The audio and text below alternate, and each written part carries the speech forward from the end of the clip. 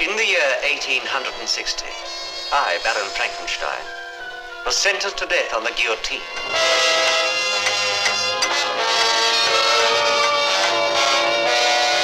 Why? Why had the world condemned me? Because I was the first man to create another living being.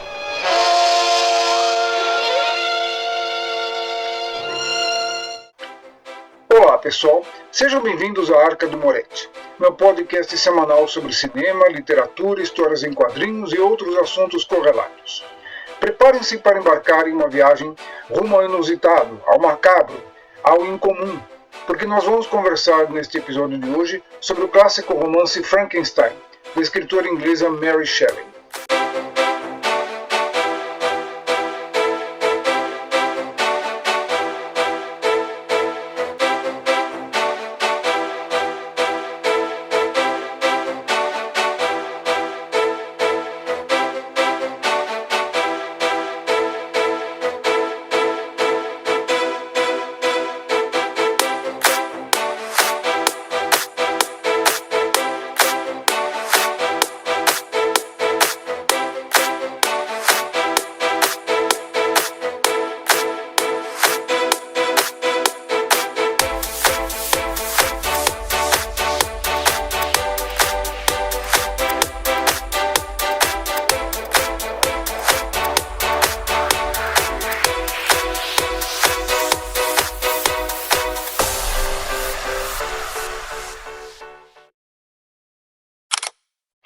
É isso aí, pessoal. Sem mais enrolação, vamos então dar início ao nosso episódio de hoje.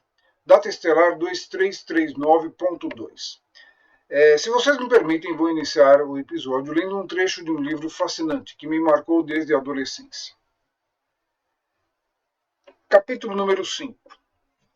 Foi numa soturna noite de novembro que contemplei o resultado de meus esforços.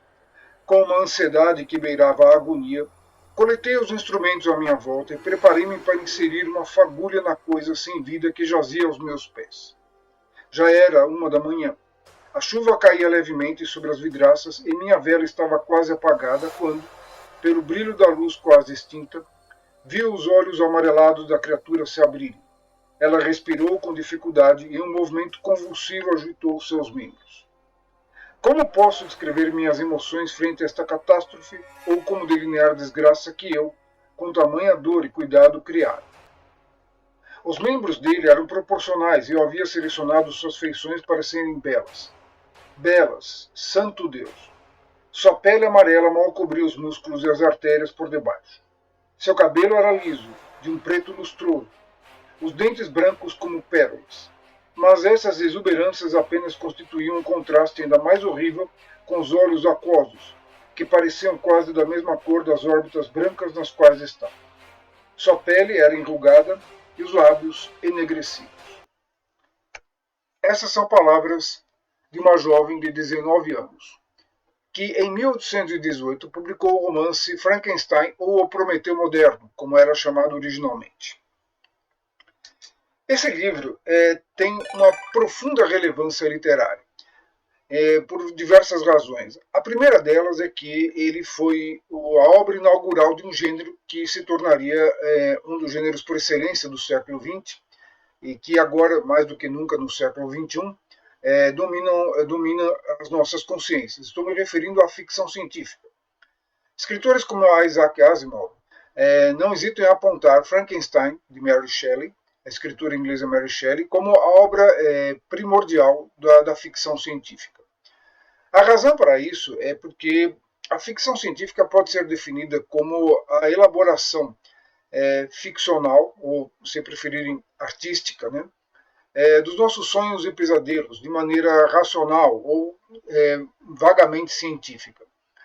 Isso quer dizer o quê? Em outras palavras, né, trocando em miúdos, que a ficção científica jamais deve recorrer a temas sobrenaturais ou esotéricos, né, para servir de base às suas histórias, às suas criações.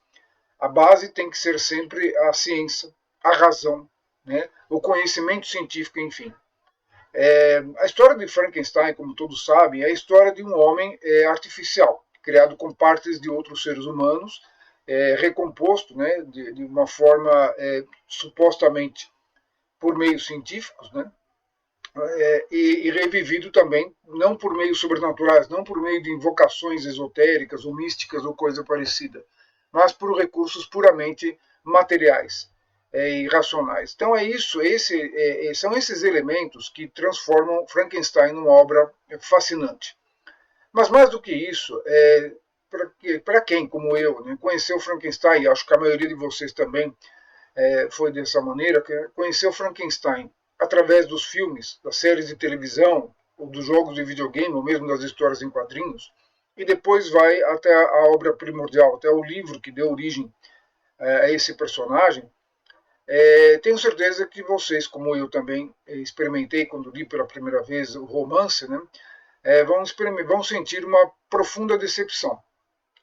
Não porque o livro seja ruim, muito pelo contrário. Né? É uma obra magnífica, né? Uma obra magistral da literatura inglesa de todos os tempos. Mas porque ele não tem praticamente nada a ver, muito pouco a ver, a não ser o nome do livro e a trama básica, né, da recriação de um ser humano envolvendo pedaços de outros corpos, né, e que adquire vida. Né? Esses são os únicos pontos em comum com o livro, né, e os filmes e as obras dele derivados. Primeiro porque, antes de tudo, né, é importante ter em mente que o Frankenstein não é, nem nunca pretendeu ser, uma história de terror. Tá? Isso ele veio a se transformar depois, nas adaptações para o teatro, depois, obviamente, as versões cinematográficas, e bem depois ainda histórias em quadrinhos, videogames, etc, etc, etc. Mas na sua gênese, né, ele tinha outros atributos, outras características que têm muito a ver com a sua autora e com a vida dela. Então, aqui para a gente entender melhor como é que foi escrito Frankenstein, de onde surgiu a ideia e de que maneira essa criatura fabulosa foi concebida, né, a gente precisa entender também o contexto da época em que ele foi escrito e a vida, naturalmente, a vida de sua criadora. Se vocês bem se recordam, no episódio anterior eu falei sobre o grande escritor de terror, né, criador das histórias policiais, precursor da ficção científica, o norte-americano Edgar Allan Poe. O Poe viveu mais ou menos na mesma época que a Mary Shelley. Ele era uns 10 anos mais novo que ela e morreu 2 anos antes dela. A Mary Shelley nasceu em 1799, por aí, e viveu até 1851. Portanto, ela tinha pouco mais de 50 e poucos anos, 52, se eu não me engano, se a minha matemática não está errada, quando ela faleceu. Então, os dois foram contemporâneos. Né? Eu gostaria de acreditar que o Poe, em algum momento da sua vida, leu o romance da Mary Shelley. Né? Não sei se ela chegou a ler alguns dos escritos dele. Pode ser que sim também. Mas se isso ocorreu, certamente foi bem depois do livro ter sido publicado. Né? Bom, para a gente entender então esse processo todo da criação, né, e é o tipo de coisa que me interessa muito, eu como escritor, como romancista e como contista, né, sempre me interessei, e nunca eu ocultei isso de ninguém, a respeito dos meandros, dos mecanismos artísticos e criativos que levam os artistas a criarem suas obras, né? Principalmente na literatura, no cinema, nas histórias em quadrinhos, em seriados de televisão.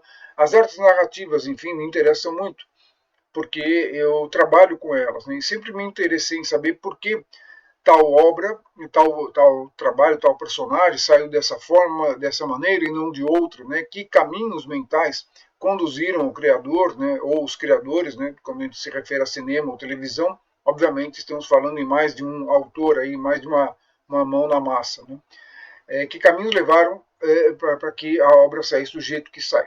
Bom, no caso da Mary Shelley, todos os caminhos levam a ela, né, a criadora. A Mary Shelley era filha de uma famosa escritora do século XVIII, uma famosa intelectual, chamada Mary Wollstonecraft, esposa de um intelectual também bastante conceituado na época, William Godwin. William Godwin era um pensador que nós chamaríamos hoje de progressista. Tá? Ele defendia causas bastante revolucionárias e radicais para a época dele, né? como o amor livre, né, entre outras causas também, a emancipação da mulher, causas que a sua esposa, Mary Wollstonecraft, mais ainda do que ele, encampou com vigor. Ela chegou a escrever um tratado sobre isso, que seria um tratado proto-feminista, se me permitem chamar assim, ou pré-feminista. Esse nome só seria dado um século depois, né? Ela não viveu, obviamente, para ver os resultados dos seus escritos a respeito da liberdade da mulher, da libertação dos padrões patriarcais. Enfim, eles formavam um casal de intelectuais altamente conceituado naquela época e influentes, né? O que seriam hoje os influencers, mas ali num nível intelectual muito acima do que a média, do que o padrão da média que nós conhecemos hoje, tá? Bom, a Mary Wollstonecraft, ela faleceu poucos dias depois de dar à luz a sua filha, Mary Shelley, que foi chamada justamente com o nome da mãe, Mary Wollstonecraft Godwin. O Shelley ela adotaria depois como sobrenome ao se casar com o poeta Percy Bysshe Shelley, mas isso é um pouco mais adiante. William Goldwyn ele educou a filha nos mesmos princípios intelectuais de liberdade, de mente libertária, né, de radicalismos filosóficos, né. A gente pode imaginar a pequena Mary crescendo na casa e lendo os escritos da mãe, né. Parece que ela nutriu pela mãe uma certa fascinação, né, que beirava a obsessão. Há relatos de que a jovem Mary ela costumava frequentar, né, o cemitério onde a mãe estava enterrada, lá em Londres, né, e ficava ao pé do túmulo da mãe, embaixo de um salgueiro ali, lendo e relendo, né, os textos da mãe e outros textos que ela gostava ali de ler, textos literários da época. Certamente a Mary Shelley foi fortemente influenciada pelos escritos dos românticos. Estamos vivendo bem no início do século XIX, naquele momento do romantismo trágico, daquele romantismo que depois viria a se chamar de fase byroniana, justamente por conta do seu principal mentor, né, daquele movimento, que foi o Lord Byron, que também vai ter um papel importante na história da criação do Frankenstein, como nós veremos logo adiante. Tá? Bom, o William Goldwyn, ele é um intelectual, como eu disse, muito conceituado. Ele recebia na casa dele, né, muitos nomes também conceituados e famosos da sua época, né? Um deles, o poeta Samuel Taylor Coleridge, um dos maiores poetas ingleses de todos os tempos, autor de um romance poético, né, um poema em narrativo épico, né, chamado A Balada do Velho Marinheiro. Tá? E o Coleridge, obviamente, influenciou bastante ali. A gente pode também só especular, né, o que os encontros e as reuniões, né, desses intelectuais, o efeito que eles produziram na mente da pequena Mary Shelley, então, à medida que ela ia crescendo e se educando. Né. Entre os frequentadores assíduos, né, da casa do Godwin, a partir de certo momento, lá por 1812, 1813, passou a ser então o poeta, já com um certo renome, Percy Bysshe Shelley. O Shelley, ele tinha frequentado Oxford, né, mas ele tinha posições bastante radicais, principalmente com relação ao amor livre. Ele era casado, já tinha, se não me engano, 2 filhas, com uma mulher, esposa, acho que o nome dela era Harriet, e ele preconizava o amor livre, ele tinha ideias radicais e conceitos que na época eram considerados bastante subversivos e escandalosos para os padrões da época, né? Sobre questões sobre a cultura, sobre a sociedade, né? A emancipação da mulher, né? O fim do casamento tradicional, né? Ele se opunha à forma do casamento tradicional, enfim. Era um jovem, naturalmente, rebelde. Ele e o seu colega Byron, né, vão formar ali os expoentes de um movimento que a gente só encontra paralelo nos astros do rock do século XX. Né? Esses poetas românticos, né, perturbados, altamente dramáticos, né, com ideias revolucionárias, né, eram personalidades tempestuosas que provocaram muita celeuma e muito escândalo na sua época e gostavam disso. Né? Eles não só provocaram inadvertidamente, como queriam mesmo chamar a atenção para eles e os seus escritos. Né?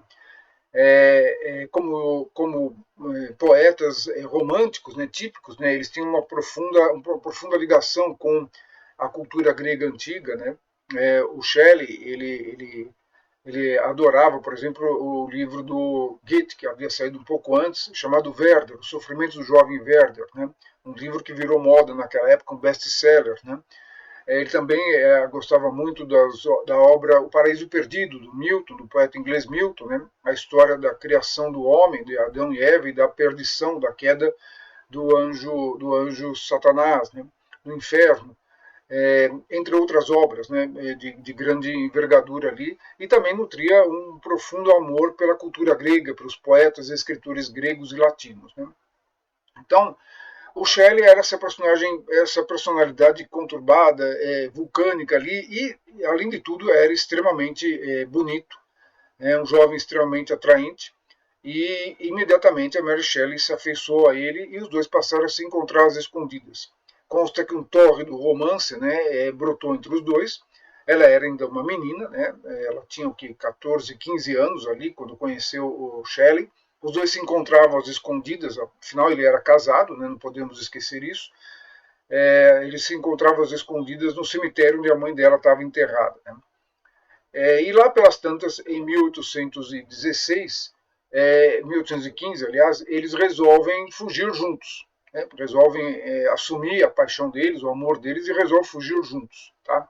Ele, porque tinha a esposa e os filhos, um casamento que na verdade já estava acabado, né? Pelo menos no âmbito doméstico, mas a gente pode imaginar o escândalo que isso provocou naquela época, né? Um jovem abandonando a esposa com filhos para fugir com uma outra mulher. E ela, por ser menor de idade, né, adolescente, não podia assumir um relacionamento com um homem casado. Então os dois resolvem fugir para o continente. Né? O objetivo deles era fazer uma viagem para a França e talvez se instalar ali para poder ter uma fonte de renda e viver ali, ou passar um tempo até que a poeira baixasse e eles pudessem retornar para a Inglaterra. E aí, numa certa noite, lá, de forma bem dramática, bem no estilo romântico, né, daquela época, né, o amante e sua amada fogem furtivamente a bordo de uma carruagem pelas ruas londrinas de madrugada. Eles são acompanhados nessa fuga pela meia-irmã da Mary Shelley, a Claire Claremont, que o pai dela, William Goldwyn, teve com a primeira mulher dele. Né? Antes de ele casar com a Mary Wollstonecraft, ele teve uma outra esposa, da qual ele teve a filha Claire. Né? Então vamos lá, os três. Né? Aliás, a Claire vai ter um envolvimento muito interessante nessa história, porque a coisa vai evoluir para uma espécie de ménage à trois entre a Mary Shelley, o Percy Shelley e a Claire. Né? E também envolvendo na história o Byron, o Lord Byron. A história vai ficar cada vez mais complicada, como vocês verão. Tá? Ela tem todos os entrechos, né, de uma trama novelesca, bem ao estilo, bem ao gosto do romantismo da época. Nós não sabemos também até que ponto toda essa história é verídica ou até que ponto ela é inventada, ou trechos dela são inventados. Mas, enfim, como diz um personagem do filme do John Ford, né, quando a lenda é mais importante que os fatos, imprima-se a lenda. Então vamos ficar com a lenda, que ela é pelo menos bastante saborosa. Bom, eles fazem essa viagem, atravessam o Canal da Mancha até Calais, na França, e ali eles vão parar em Paris. Só que os três estavam assim, nas piores condições financeiras possíveis. Né? Mal tinham dinheiro para se sustentar e mal tinham dinheiro para pagar uma estalagem.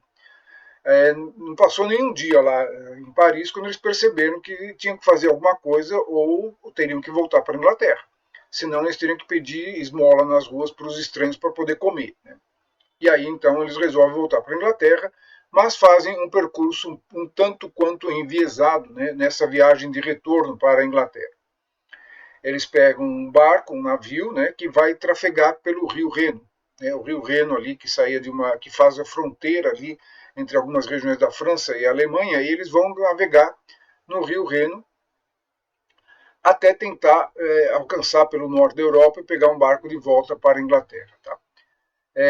E nessa travessia, né, do rio, eles vão parar lá pelas tantas na Suíça, eles vão pela Suíça, eles param ali numa cidadela da Suíça, onde eles tomam conhecimento com o principal negócio dessa vila. Se eu não me engano, o nome da vila era Neuchâtel.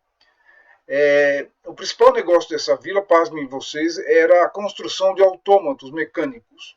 Sim, isso mesmo. Já naquela época, estamos falando da primeira metade do século XIX, os suíços já construíam mecanismos que se moviam e até emitiam sons, né, como seres humanos mecânicos, ou androides, ou se preferirem ainda, robôs. Então a ideia dos robôs, dos autômatos, não é algo absolutamente novo, nem surgiu no século XX. É algo muito, muito anterior. Né? Consta que até o Da Vinci já tinha feito construções de autômatos ali para as cortes imperiais lá italianas.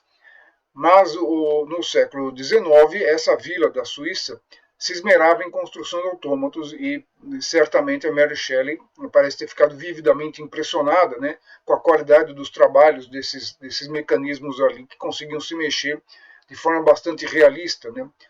Certamente foi aí que a ideia, né, da vida artificial começa a ser implantada na cabecinha dela. Tá? Bom, dali da Suíça, então eles embarcam no navio, descem o rio, e na viagem pelo rio, eles avistam ao longe um castelo. Tá? Um castelo onde diz-se que, é dito então para eles, que foi habitado um século antes por um alquimista.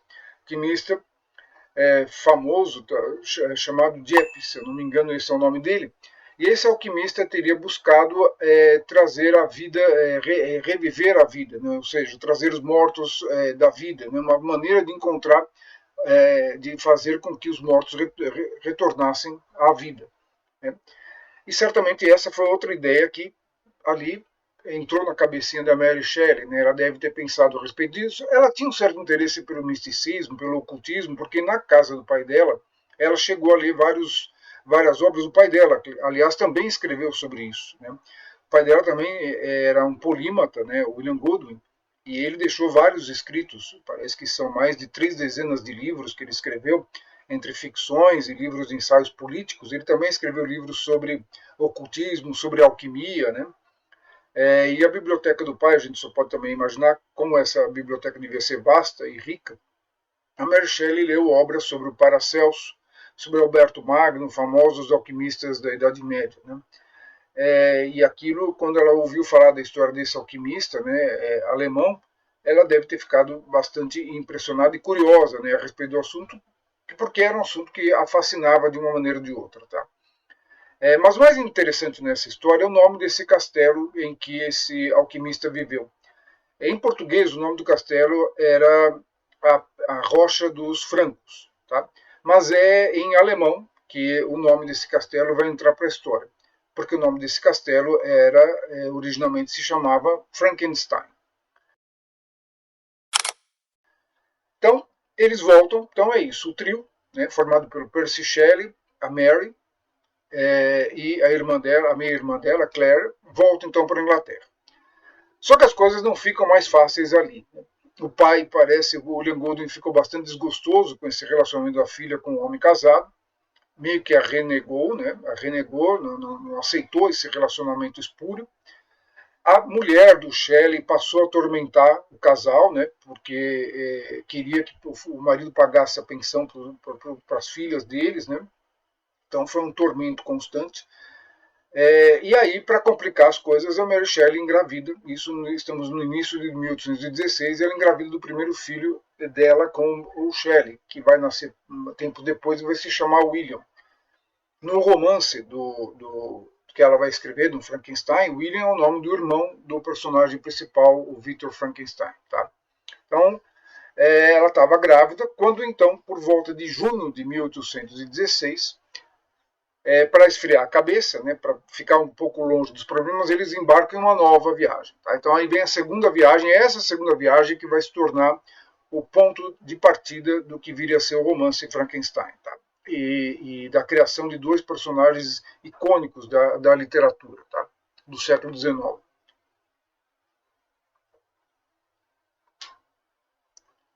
Bom, eles resolvem ir até a Genebra, na Suíça, para passar uma temporada lá, era verão, junho de 1816, então lá vão os três novamente, a Claire acompanha o casal, ela e uma governanta, uma governanta dela, vão junto, né, ali para a viagem, Dessa vez eles estão munidos um pouco mais de dinheiro, e lá, numa casa suntuosa, uma casa bem vistosa, à beira do Lago Genebra, ali, né? Vila Diodati, é o nome da vila, né? Uma vila de nome italiano, estava hospedado ninguém menos que o Lord Byron. Sua satânica majestade, como ele gostava de se apresentar. Né?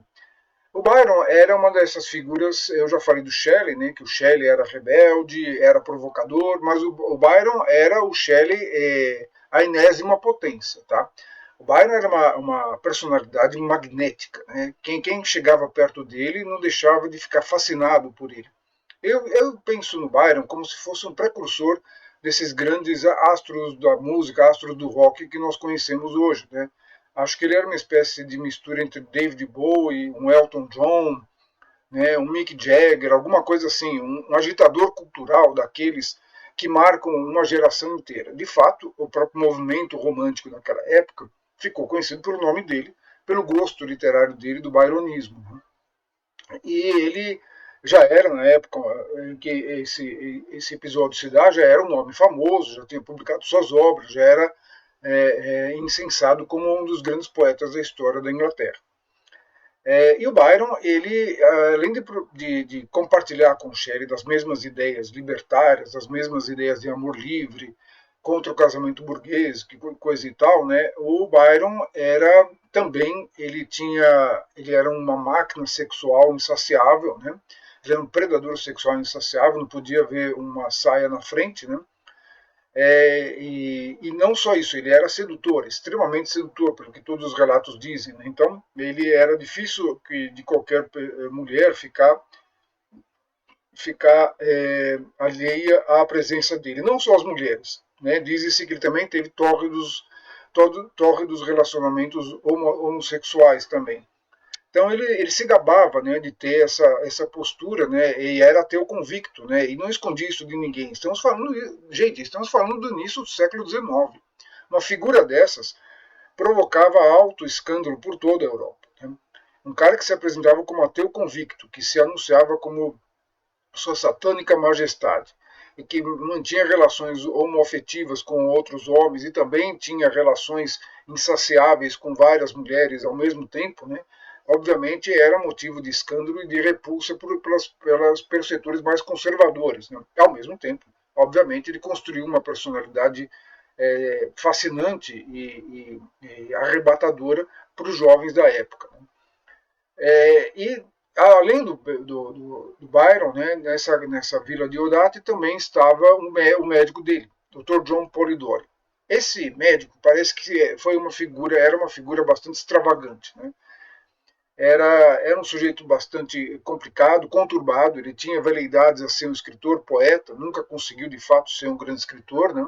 A gente vai ver que ele, no entanto, está no gênese de um dos personagens da literatura do século XIX mais importantes. Né?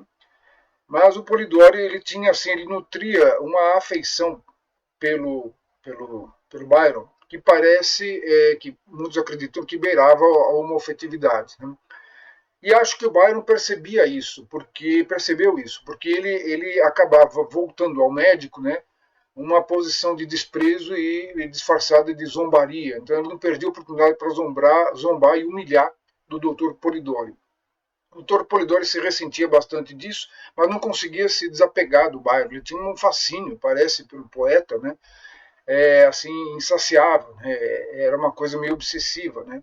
E essa obsessão parece que o levaria a uma depressão profunda e poucos anos depois ele acabaria se suicidando. Tá?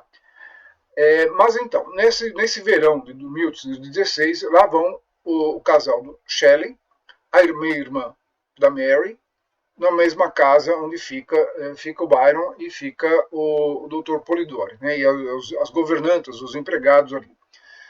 E numa determinada noite ali, tempestuosa, né, todos se refugiam na casa e aí, sem ter o que fazer, não esquecemos que estamos falando do século XIX, não havia televisão, não havia rádio, né, muito menos internet.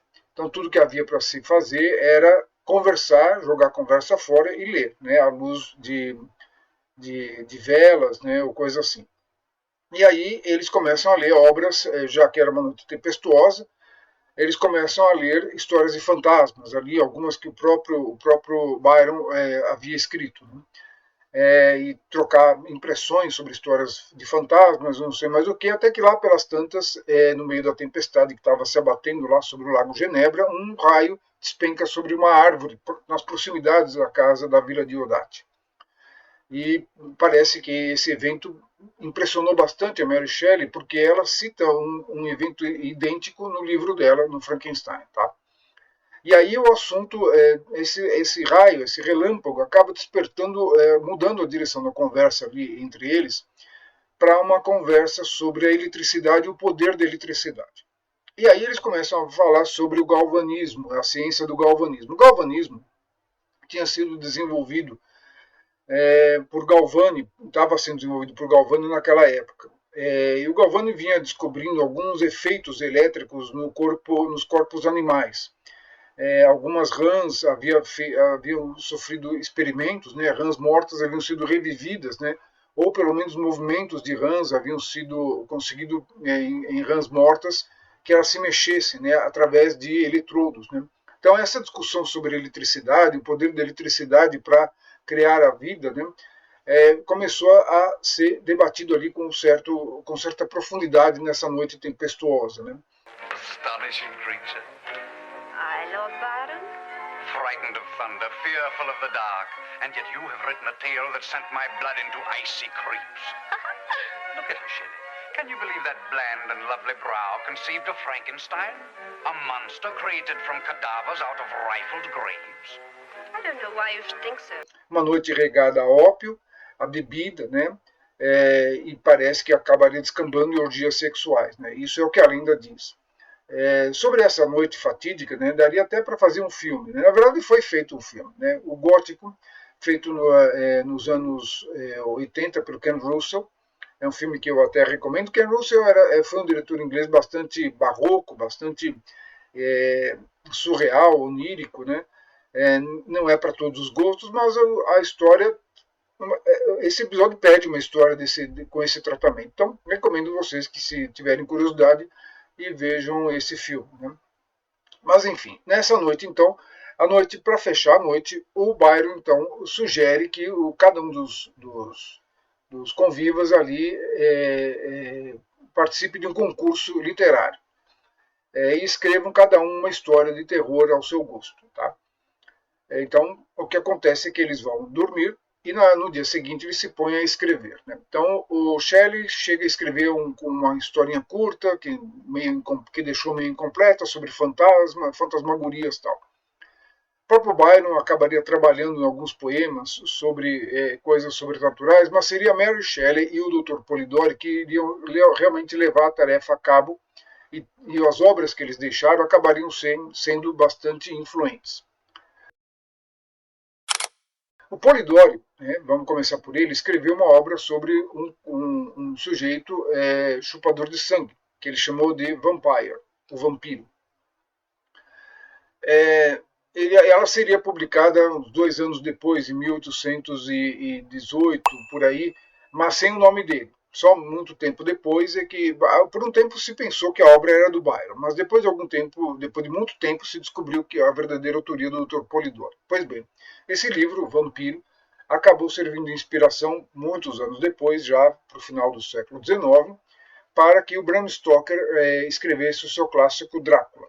Tá? Então a gente já tem a gênese, o embrião de um dos personagens clássicos da literatura de terror do século XIX.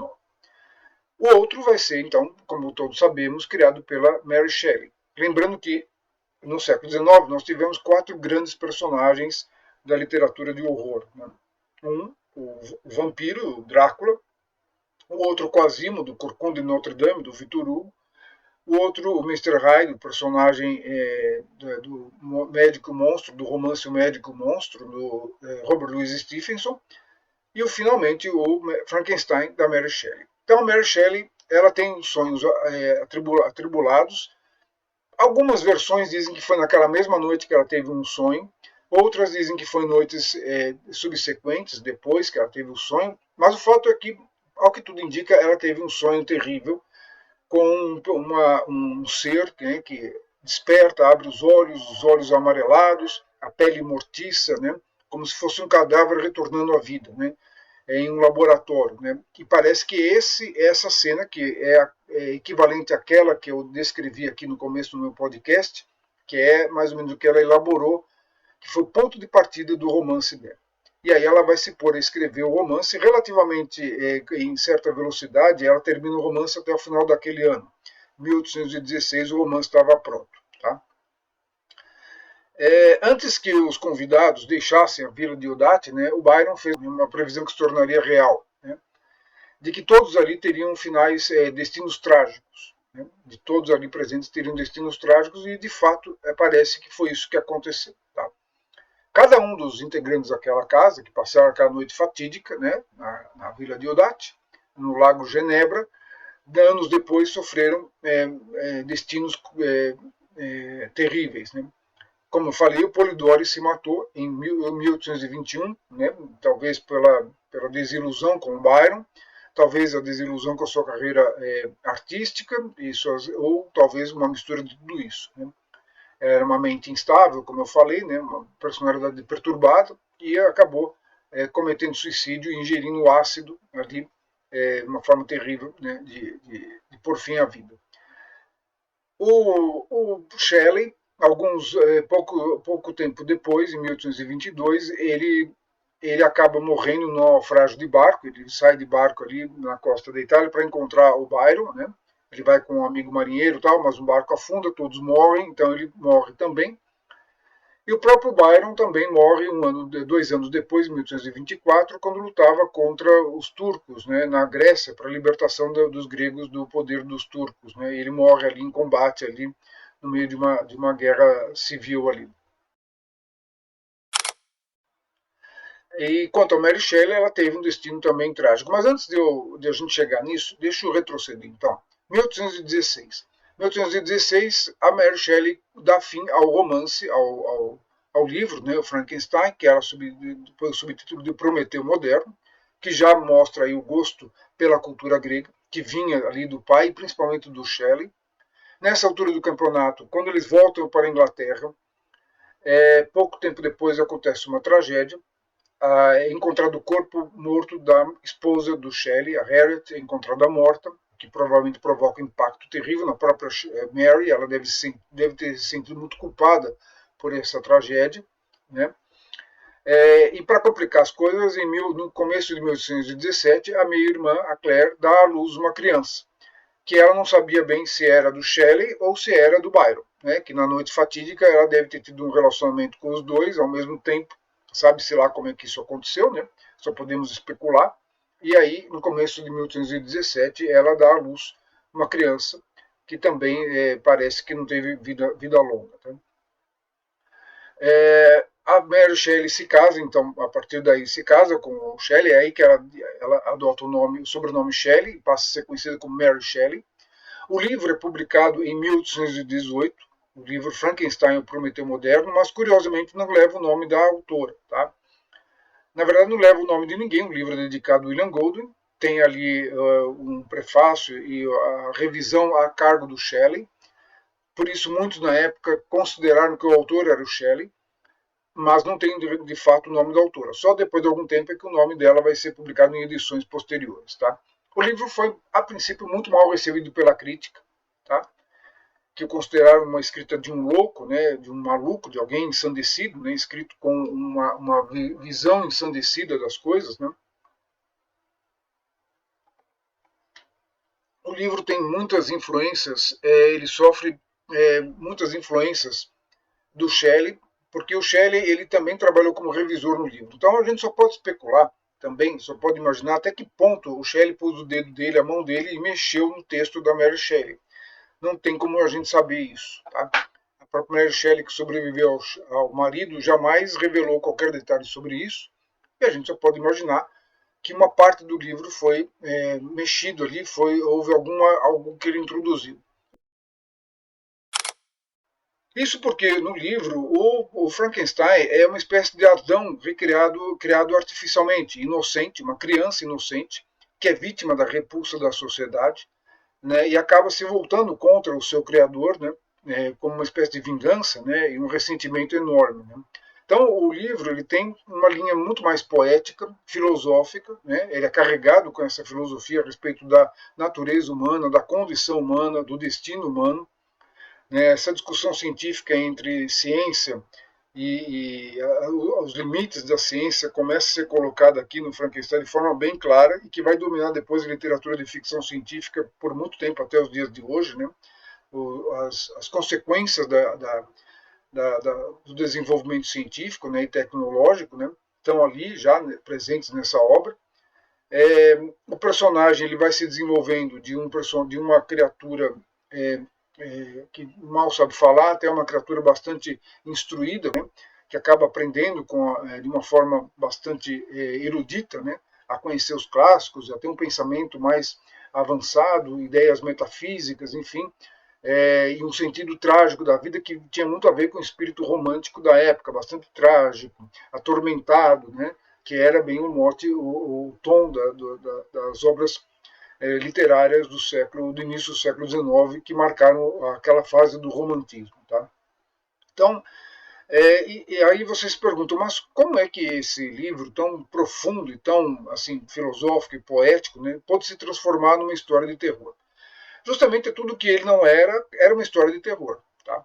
Mas o que ele acabou se tornando foi a partir das adaptações teatrais que foram feitas. A primeira adaptação teatral foi feita logo em 1823, se eu não me engano. Quando chegamos no século XX, obviamente, o cinema se apropriou dessa história e pegou principalmente esse aspecto mais terrível, mais dramático, mais assustador da criatura de Frankenstein, a ponto de que as adaptações cinematográficas e depois para outros meios que foram feitas, né, quase nada ou nada tem a ver com a obra original da Mary Shelley. É incrível a gente ver a diferença, né, há uma divergência completa entre a criação original e o que ela derivou depois, e para onde ela derivou depois. Sobre a história do Frankenstein no cinema, né, eu vou ainda falar futuramente no meu próximo podcast. Tá? Quanto a Mary Shelley, ela acabou tendo outros filhos com o Shelley, a maioria deles morreu, apenas um filho sobreviveu. Ela vive uma vida bastante trágica, né, e, como eu disse, não morreu com muita idade. Ela escreveu outros livros interessantes também, né? Um livro sobre o último homem sobre a Terra também bastante interessante. Mas é claro que ela vai ser lembrada eternamente por essa obra. Tá? O Frankenstein, que aliás depois, né, quando a gente fala em Frankenstein, a gente pensa no monstro, né? Mas Frankenstein é o criador. O monstro, o certo seria chamá-lo de um monstro de Frankenstein, quando a gente se refere à criatura. Mas no final das contas, a criatura ficou conhecida pelo nome do seu criador. E hoje, quando a gente fala em Frankenstein, a gente fala do monstro e não do criador, né? O Victor Frankenstein. Enfim. Essa história bastante conturbada, bastante exótica e esdrúxula, da criação, dos bastidores por trás da criação desse clássico da literatura de horror e literatura fantástica de todos os tempos. Espero que vocês tenham gostado deste episódio de Arca do Moretti. Não esqueça de dar seu like e se inscrever no canal para saber das novidades. Na próxima semana vamos falar sobre a adaptação cinematográfica mais famosa do livro de Mary Shelley. Estou me referindo ao Frankenstein de 1931, estreado por aquele grande ator que foi Boris Karloff. Até lá, pessoal!